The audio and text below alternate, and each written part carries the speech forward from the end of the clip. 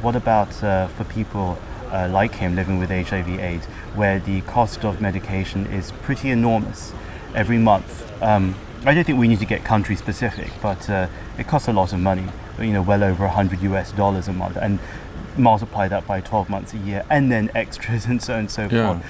What is going to happen? I mean, why is this happening? I mean, if we have medication readily available for other diseases, can't we make this happen? Can't you? I mean, you're in the perfect position to try to create that wave of change. I mean, what answer do I give people? I mean, it's so easy to say be brave and be courageous and be strong, but if you don't have the money to pay for something, that's heartbreaking. Yeah. No, it's one thing I've spent a lot of time on when I was in UNAIDS, bring down the price of antiretroviral drugs from $14,000 in '96 per person per year to the lowest price you can get now is $85 for 1 year per person. That's what the Global Fund pays in a few countries. But that's for the lowest countries. That's what we negotiated, and the Clinton Foundation, for example, also negotiated further. There are generic copies of the drugs being made in India, some really good quality, and that brought further down the price. The problem is that in so-called middle-income countries, particularly in Asia, Latin America, the prices are sometimes even higher than in the US or in Europe because of all the middlemen and all that. And secondly, we have, as time advances, some people need new drugs because they developed resistance, their virus resistance or intolerance to the first-line drugs. And so these second or third-line drugs, as they're called, they're far more expensive. They're more expensive to make, but we haven't really negotiated the same price reductions.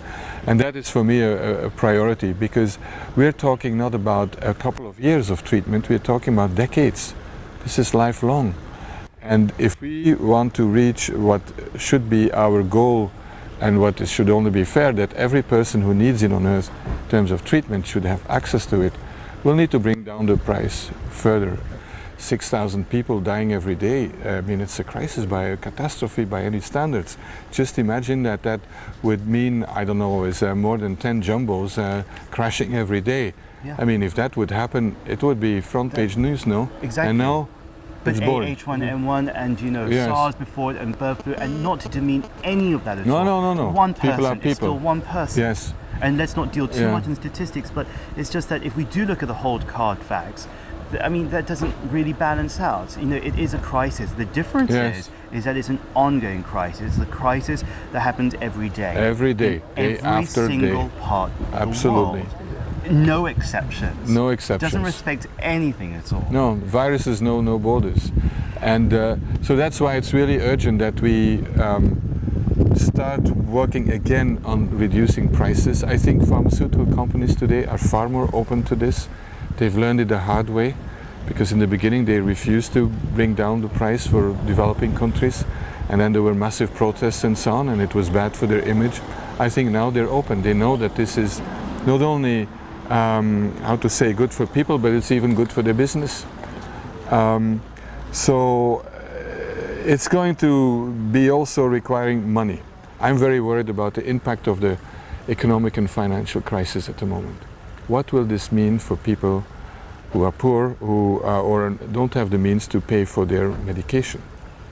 Will the funding for the Global Fund continue for the US, the President's Emergency Plan for AIDS Relief that President Bush started?